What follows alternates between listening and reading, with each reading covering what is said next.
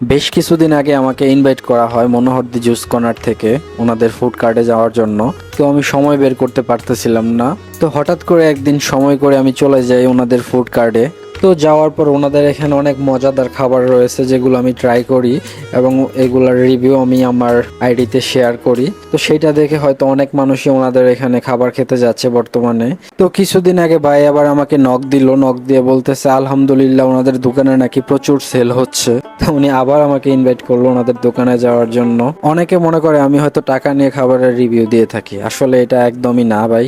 আমি কারো কাছ থেকে একটা টাকাও নেই না। আমার কাছে পার্সোনালি যে খাবারটা ভালো লাগে ওই খাবারটার কথাই আমি আপনাদের কাছে শেয়ার করি এবং ভালো লাগলে ওইটার মন্তব্য করি, আর যদি ভালো না লাগে ব্যাড কমেন্টও করি। আমি যেটা সত্য সেটা সবসময় আমি চাই আপনাদের সাথে শেয়ার করার জন্য, কারণ আমি অলওয়েজই চিন্তা করি আমার দ্বারা যদি আরেকটা মানুষ ভালো কিছু করতে পারে তাহলে সেটাই আমার জন্য অনেক কিছু।